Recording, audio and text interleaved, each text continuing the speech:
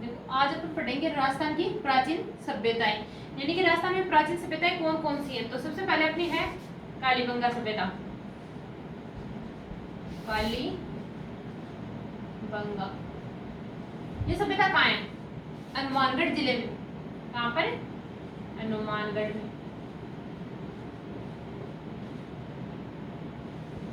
देखो हनुमानगढ़ में प्राचीन टाइम में एक नदी बहती थी, उस नदी का नाम था सरस्वती नदी। वर्तमान में उसको घग्गर नदी कहते हैं, यानी कि प्राचीन नाम जो था सरस्वती और वर्तमान में उस नदी का नाम है घग्गर नदी। वर्तमान में, ठीक है। उस नदी के किनारे ये सभ्यता है कालीबंगा।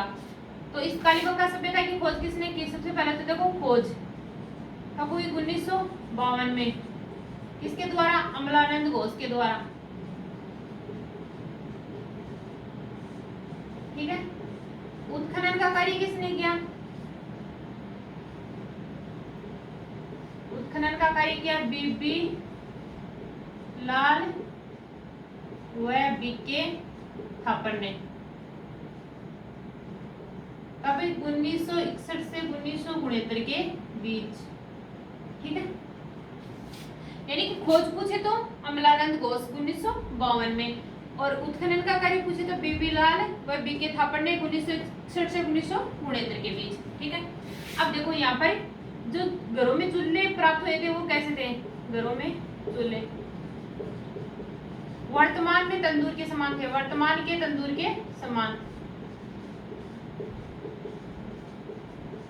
ठीक है। अब देखो यहाँ पर जो बस्ती थी, मानो ये बस्ती है तो इसके चारों परकोटा था, एक ऊंची दीवार थी बस्ती को सुरक्षित रखने के लिए। इस प्रकार के अवशेष मिले, यानी कि कोई बस्ती थी, उस बस्ती को सुरक्षित रखने के लिए परकोटा खींचा गया था, यानी दीवार खींची गई। ये उत्तर से दक्षिण तो 250 मीटर लंबी थी, 250 मीटर, और पूर्व से पश्चिम 180 मीटर लंबी दीवार खींची गई थी। इस दीवार के द्वारा बस्ती को सुरक्षित रखने का तरीका अपनाया गया था, ठीक है। अब देखो परकोटे के बाहर जूते हुए खेत प्राप्त हुए। कैसे खेत? जूते हुए खेत। तो इससे पता चलता है कि भाई इस सभ्यता में जूते हुए खेत के अवशेष मिलने से कि यहाँ पर खेती भी की जाती थी, ठीक है। और यहाँ पर देखो कब्र के अवशेष मिले, यानी कोई कब्र मिली है, तो उससे पता चलता है कि यहाँ पर शवों को गाड़ा जाता था,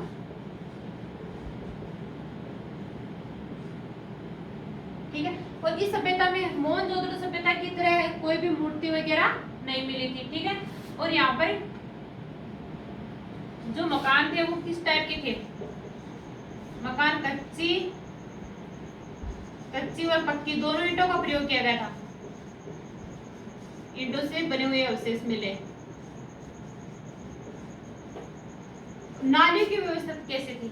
नालियों की व्यवस्था भी पक्की ईंटों की थी, पक्की ईंटों की, ठीक है। यानी कि खोज कार्य 1952 में, उत्खनन का कार्य 1961 से 1969 के बीच, घरों में चूल्हे की व्यवस्था वर्तमान तंदूर के समान, कब्र के अवशेष मिले, इससे मतलब शवों को गाड़ा जाता था, मकान कच्ची और पक्की ईंटों का प्रयोग किया गया था, और नालियों में भी पक्की ईंटों की व्यवस्था थी, ठीक है। ये थी अपनी कालीबंगा सभ्यता। नेक्स्ट अपनी आहड़ सभ्यता। आहड़ सभ्यता कहाँ है? आहड़ सभ्यता उदयपुर में।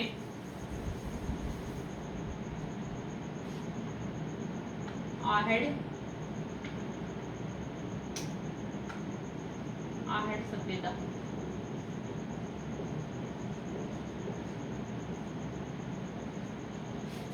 कहाँ पर? उदयपुर में। ये सभ्यता है बनास की सहायक नदी बेड़च, बनास की सहायक नदी बेड़च,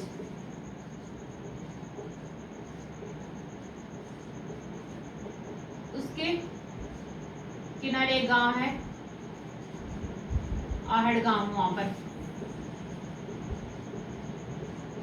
ठीक है। इसके उत्खनन का कार्य किसने किया? उत्खनन का कार्य किया R C Agarwal. R.C. Agarwal कब 1954 में। उसके बाद V.N. मिश्रा ने 1961 से 62 में। ठीक है, कहाँ पर है? बनास की सहायक नदी बेड़च, उसके किनारे आहड़ गांव, वहां पर आहड़ सभ्यता है। उत्खनन का कार्य R.C. अग्रवाल ने तो किया 1954 में, V.N. मिश्रा ने किया 1961 से 1962 में। यहाँ पर चूल्हों की व्यवस्था कैसी थी, यानी कि एक ही घर में अलग अलग चूल्हे थे। इसका मतलब यहाँ पर पारिवारिक व्यवस्था सामूहिक थी। कैसे थी? सामूहिक।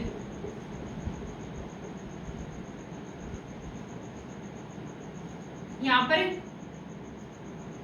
तांबे की भट्टियां प्राप्त हुई हैं। तांबे की भट्टियां प्राप्त हुई है। इसको ताम्र युगीन सभ्यता भी बोलते हैं। कौन सी सभ्यता? ताम्र युगीन सभ्यता, यानी कि हड़प्पा सभ्यता से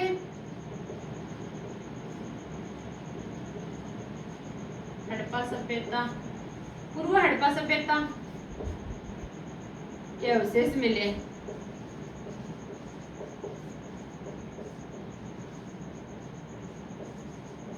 यानी कि 1800 ईसा पूर्व से 1200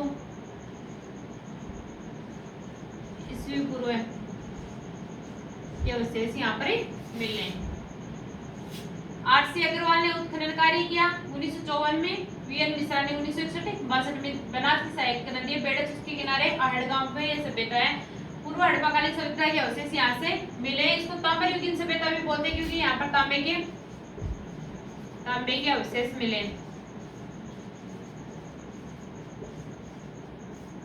ठीक है, यहाँ पर मातृ देवी व बेल की मूर्ति भी प्राप्त हुई है। मूर्ति भी प्राप्त हुई है। ये थी अपनी आहड़ सभ्यता। नेक्स्ट पढ़ेंगे अपन गणेश्वर सभ्यता।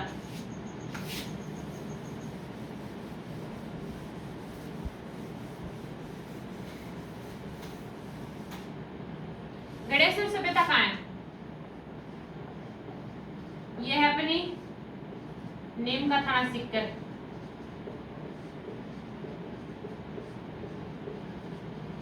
ये सभ्यता कांदले नदी के किनारे है। कौन सी नदी? कांदले नदी के किनारे। ठीक है, कांदले नदी के किनारे है। और इसमें सबसे पहले, यानी कि ताम्र युगीन सभ्यताओं की सबसे प्राचीन सभ्यता मानी जाती है गणेश्वर सभ्यता। ताम्र युगीन सभ्यता की ताम्र युगीन सभ्यताओं में सबसे प्राचीन में सबसे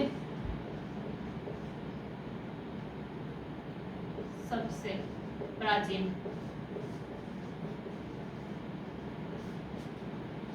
क्योंकि यहाँ पर जो तांबे के बर्तन मिले हैं ना, तांबे के औजार, कुल्हाड़ी वगैरह इतने मिले कि मतलब भारत में किसी भी स्थान पर एक साथ इतने औजार नहीं मिले। भारत में किसी भी स्थान पर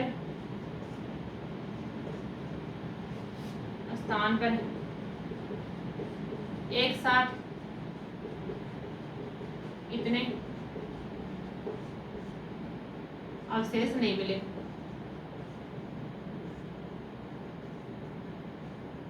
इसलिए इसको ताम्र युगीन सभ्यताओं में सबसे प्राचीन सभ्यता माना जाता है। यहाँ पर अवशेष मिले कब के? 2800 ईस्वी पूर्व के अवशेष। ठीक है, यानी कांदली नदी के किनारे बसा हुआ है गणेश्वर सभ्यता। और ये इसको ताम्र युगीन सभ्यता में सबसे प्राचीन सभ्यता माना जाता है, क्योंकि यहाँ पर जो इतने औजार प्राप्त हुए कि भारत में किसी भी स्थान पर एक साथ इतने औजार प्राप्त नहीं है। नेक्स्ट अपनी बेराट सभ्यता।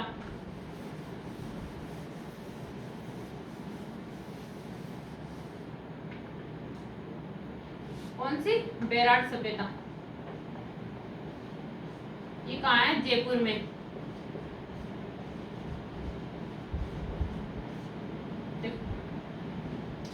मत्स्य जनपद की राजधानी कहाँ थी?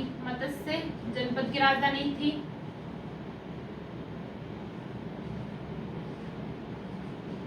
मत्स्य जनपद की राजधानी थी विराटनगर। और विराटनगर में बीजक की पहाड़ियां थी। बीजक की पहाड़ियां, उन बीजक की पहाड़ियों में ये बेराट सभ्यता अपनी, ठीक है, बीजक की पहाड़ियां, और बीजक की पहाड़ियों में बेराट सभ्यता है। और बेराट सभ्यता है उसका उत्खनन कार्य किसने किया? दयाराम साहनी ने। कब? 1936 से 37। ठीक है, उत्खनन कार्य किसने किया? दयाराम साहनी ने किया। बीजक की पहाड़ियों में बेराट सभ्यता है, ये मत्स्य जनपद की राजधानी थी विराटनगर, वहां पर क्या है? बीजक की पहाड़ियां हैं। ठीक है, यहाँ पर देखो मौर्यकालीन सभ्यताओं से पूर्व के अवशेष प्राप्त हुए।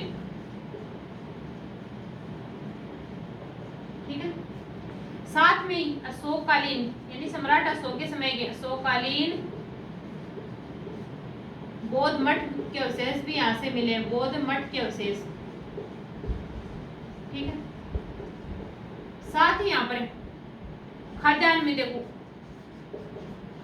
गेहूं और चावल, गेहूं व चावल के अवशेष मिले।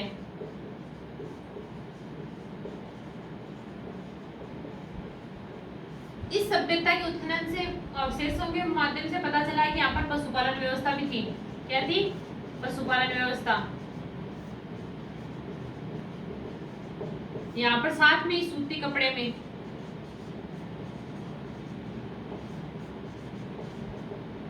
लपेटी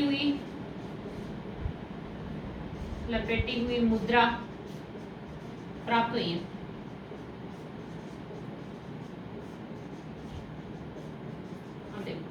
ये अपनी बेराट सभ्यता। बेराट सभ्यता कहाँ है? विराटनगर में बीजक की पहाड़ियों में उत्खनन कार्य किया दयाराम साहनी ने 1936-37 में। मौर्यकालीन सभ्यताओं से पूरे के अवशेष यहाँ पर प्राप्त हुए। अशोककालीन बौद्ध मठ के अवशेष भी यहाँ से मिले हैं। खाद्यान्न में यहाँ पर कौन से अवशेष मिले? गेहूं और चावल के अवशेष। इसमें व्यवस्था, पशुपालन व्यवस्था का भी इस सभ्यता से पता चलता है कि यहाँ पर पशुपालन व्यवस्था होती थी। साथ में यहाँ पर सूती कपड़े में लिपटी हुई मुद्रा के अवशेष भी मिले। ये थी अपनी सभ्यताएं। ओके।